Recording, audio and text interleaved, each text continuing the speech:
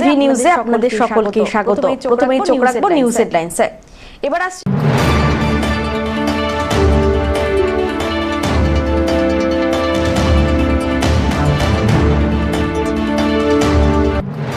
দ্বন্দ্ব মিটিয়ে একসঙ্গে চলার বার্তা। বিক্ষুব্ধদের সংবর্ধনা সভায় বুকে জড়িয়ে ধরলেন বিজেপির নতুন সভাপতি শ্যামল রায়।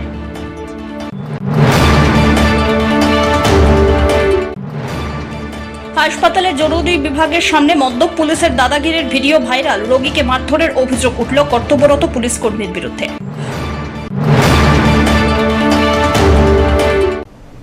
এবার আসছে বিস্তারিত সংবাদে। নবনির্বাচিত জেলা সভাপতিকে নিয়ে উচ্ছ্বাস বিজেপির নেতাকর্মীদের। সোমবার জলপাইগুড়ির বিজেপি নবনির্বাচিত জেলা সভাপতি শ্যামল রায়ের সংবর্ধনা সভা অনুষ্ঠিত হয় জেলা পার্টি কার্যালয়ে। নতুন সভাপতিকে নিয়ে বিজেপি কর্মীদের উৎসাহ উদ্দীপনা ছিল যথেষ্ট। সাংবাদিকদের মুখোমুখি হয়ে নবনির্বাচিত জেলা সভাপতি রাজ্যের শাসক দলকে এক হাত নেন।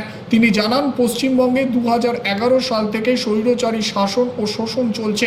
সেই শাসন ও শোষণ থেকে মানুষ মুক্তি চাইছেন, আর এই কারণে আজ কর্মীদের মধ্যে এই বাঁধ ভাঙা উচ্ছ্বাস।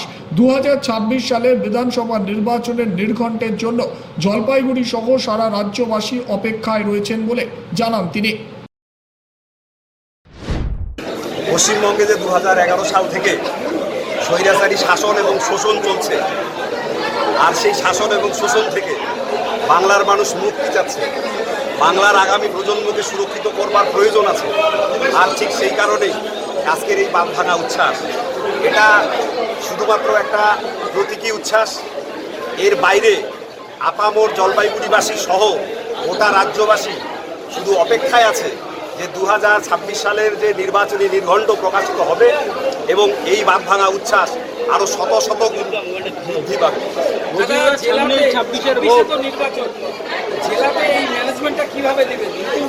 এটা দলের সাংগঠনিক বিষয়, অভ্যন্তরীণ বিষয়। এটা বিভিন্ন গণমাধ্যমে বলবার বিষয় নেই। এটা আমাদের কর্মপদ্ধতির মাধ্যমে আপনারা বুঝতে পারবেন। আরেকটা জিনিস যেটা কিছুদিন আগে লক্ষ্য করেছি যে মাঝে মাঝে বিভিন্ন গোষ্ঠী এইগুলোকে কিভাবে কাটা? ভারতীয় জনতা পার্টি সত্যনিষ্ঠ এবং আদর্শনিষ্ঠ ন্যায়নীতির উপর প্রতিষ্ঠিত। যারা ভারতীয় জনতা পার্টির ন্যায়নিষ্ঠতার উপরে প্রশিক্ষিত হয়ে ভারতীয় জনতা পার্টির ভাবাদর্শের সঙ্গে জড়িত আছেন, আর তারা কখনো এই ধরনের কার্যকলাপের সঙ্গে যুক্ত থাকেন না। এবং জলপাইগুড়ি সাংগঠনিক জেলাতে এই ধরনের কোনো ঘটনার কথা আমার জানা নেই। সব্যসাচী মজুমদারের রিপোর্ট।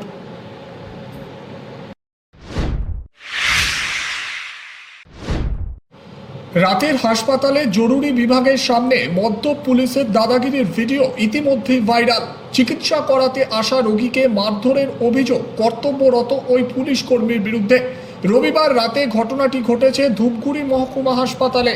পথ দুর্ঘটনায় আহত যুবক জয়ন্ত বর্মন চিকিৎসা করাতে গেলে হাসপাতালের ক্যাম্পে থাকা মদ্যপ পুলিশ তার উপর চড়াও হয় বলে অভিযোগ। রীতিমতো মারধর শুরু করেন জরুরি বিভাগের সামনে। জানা গিয়েছে, গাড়ি পার্কিং করাকে ঘিরে গন্ডগোলের সূত্রপাত। প্রথমে চড় থাপ্পড় ঘাড় ধাক্কা দেওয়া হয় চিকিৎসা করাতে আসা বাইক দুর্ঘটনায় আহত রোগীকে। পুলিশ আধিকারিকের অস্বাভাবিক আচরণ দেখে সন্দেহ তৈরি হয় তিনি মদ্যপ অবস্থায় ছিলেন। এদিকে পুলিশ অফিসারের মদ্যপ অবস্থায় মারধরের সেই কাণ্ড ভাইরাল হয় সোশ্যাল মিডিয়ায়। যদিও ভাইরাল ভিডিওর সত্যতা যাচাই করা হয়নি। ওই যুবক ধূপগুড়ি থানার দ্বারস্থ হয়েছেন। ঘটনা প্রসঙ্গে বিজেপির অভিযোগ, অত্যন্ত জঘন্যতম ঘটনা এটি।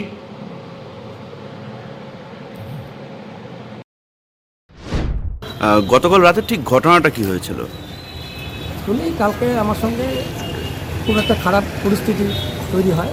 সেটা শুরু থেকে বলি, আমি যখন ক্লাব থেকে বাড়ি যাচ্ছিলাম, যাওয়ার পথে আমার চলন্ত বাইকের নিচে একটি কুত্তা দৌড় দিয়ে যায়। তো সেক্ষেত্রে আমি রাস্তায় পড়ে যাই, লাগার প্রায় হাতে পায়ে পর্যন্ত চোট পাই। তারপরে স্থানীয়দের সহযোগিতা আমি বাড়ি যাই। বাড়ির থেকে আমি আমার হসপিটালে নিয়ে যাওয়া হয়। আমার ভাই নিয়ে গেছিলো, পাড়া প্রতিবেশী ছেলেরাও ছিল, নিয়ে যায়। তারপরে চিকিৎসক ছিলেন আমার পরিচিত, তো ওনাকে দেখানোর পর উনি ইঞ্জেকশন দিলেন। তারপরে আমি আমার ট্রিটমেন্টে বেরোচ্ছি। ঠিক সে সময় একজন পুলিশ কর্মী, এএসআই সম্ভবত মিন্টু কুমার দাস এরকম নাম, তো উনি জানা নাই শোনায় হুটহাট করে আমাকে মারছে। চট থাপ্পড় যে যার মতো মারলো, আমাকে টাইনে হেঁটে নিয়ে যাচ্ছে ভিতর দিক থেকে। তো সবাই ভিডিওটা রেকর্ডও করছিল। অ্যাকচুয়ালি যেটা ঘটনা সত্যি বা সেটা হচ্ছে, আমি যখন হসপিটালে ঢুকি, আমি তো প্রচণ্ড গুরুতর জখম। আমি যখন হসপিটালের ভিতর ঢুকি, সেখানে একজন সিভিক সম্ভবত উনি আমাকে বাধা দেয় গাড়ি ঢুকতে। কারণ ওনাকে বললাম কি, দাদা আমি সমস্যায় আছে, আমার প্রচণ্ড চোখ পেয়েছে। বলকে না, গাড়ি রেখে আপনাকে যেতে হবে। তাই আমি বললাম কি আমি তো অসুস্থ লোক, তো তবু ওরা আমাকে জোর করে নিয়ে গেছিলো হসপিটালে। আমাকে নামিয়ে দেওয়ার পর গাড়িটা আবার পার্কিং করছে। করার পর তো ওই সিভিক যিনি ছিলেন, ওনার নামটা আমি ঠিক জানি না, তো ওনাকে আমি বলছিলাম যে দেখুন আমি অমুক, আমি মিডিয়া থেকে আমি অমুক, যে উনি তো আমাকে গরম দিচ্ছে। তো আমি বললাম আপনার যা করার ইচ্ছা করবেন। এইভাবে আমি ডাক্তারকে ডাকি। যাই হোক, পরবর্তীতে এই যে অফিসে এসে আমার উপর অত্যাচারটা চালানো। রাত কটা নাগাদ ঘটনাটা ঘটে? রাত 11:30 নাগাদ। সে পুলিশ কি মদ্যপ অবস্থায় ছিল বলে মনে হচ্ছে? প্রচণ্ড মধ্য, এত পরিস্থিতি খারাপ, মানে একজন পুলিশ অফিসার এইভাবে, যেখানে সাধারণ মানুষকে সহযোগিতা না করে তিনি মধ্যম অবস্থায় একদম, মানে আমাকে মারছে, আজকে আমাকে মারছে, পরে তো আবার সাধারণ মানুষের ক্ষেত্রে হতে পারে। তো এই বিষয়টা নিয়ে মানে আদতে তাহলে পুলিশ যদি এরকম মদ খেয়ে থাকে, তাহলে আদতে হাসপাতালের মানে যাদের জন্য রাখা ওনাকে, মানে সাধারণ মানুষকে নিরাপত্তা দেওয়ার জন্য, হাসপাতালকে নিরাপত্তা দেওয়ার জন্য আদতে কি সেফ? আমি যেটা মনে করি এটা সেফ নয়। এরকম পুলিশ অফিসারদের বরখাস্ত করা দরকার, এটা আমি মনে করি।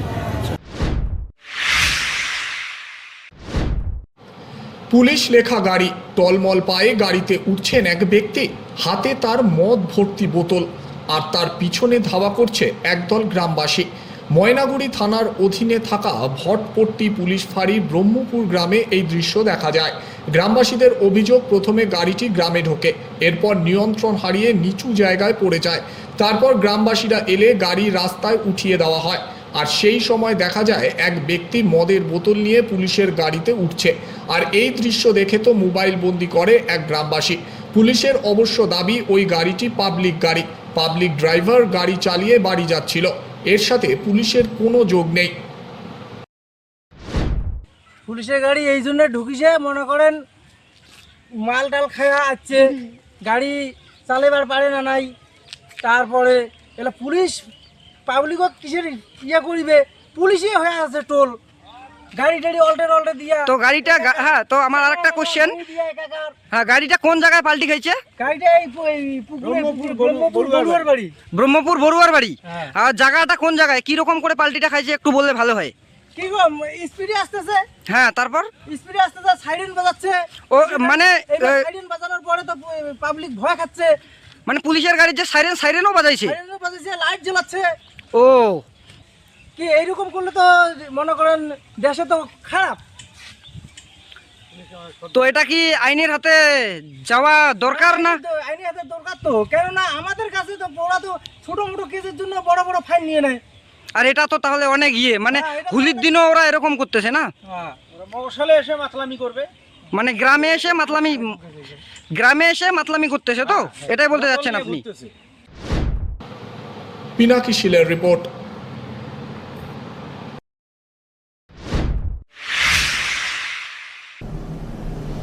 নিয়ে নিচ্ছে ছোট্ট একটি বিরতি, ফিরে আসছি বিরতির পর, সঙ্গে থাকুন।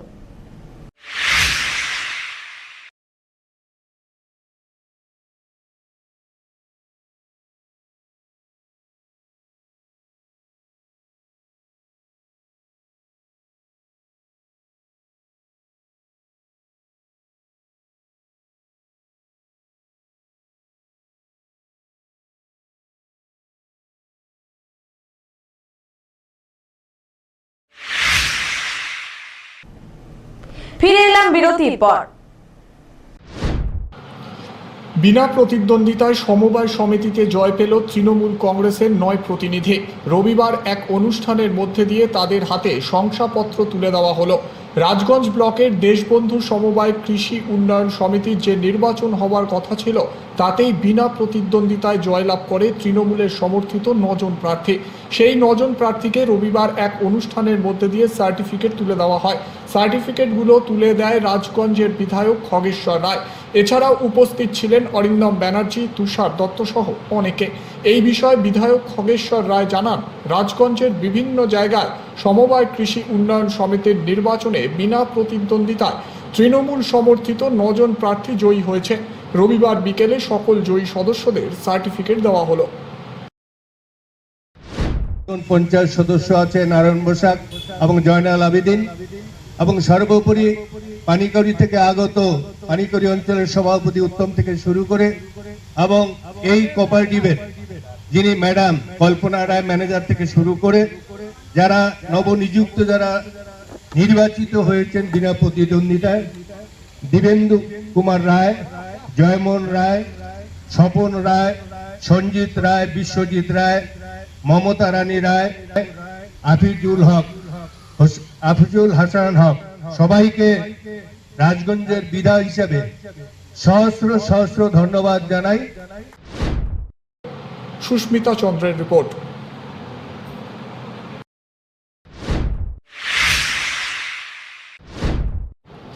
ফের কিছুটা দাম বাড়ল মটরশুঁটি।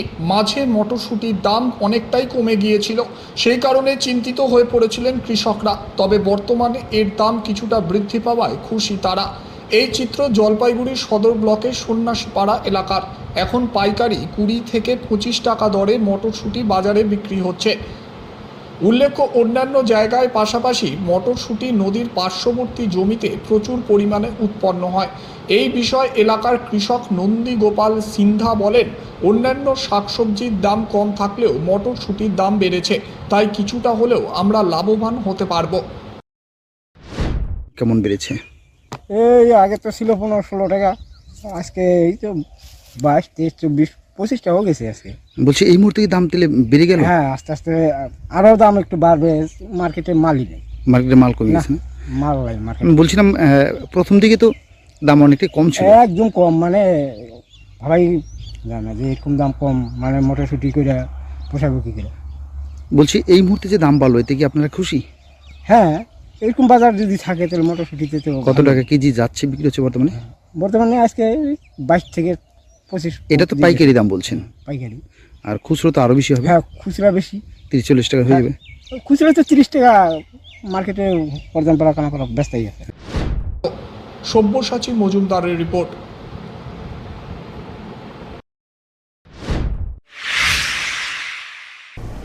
শেষ করবার আগে নিউজ হেডলাইন্স আরো একবার।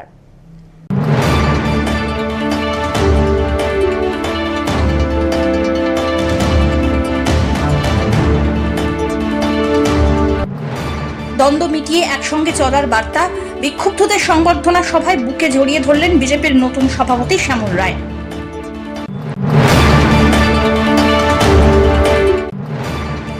হাসপাতালে জরুরি বিভাগের সামনে মদ্যপ পুলিশের দাদাগিরির ভিডিও ভাইরাল, রোগীকে মারধরের অভিযোগ উঠল কর্তব্যরত পুলিশ কর্মীর বিরুদ্ধে।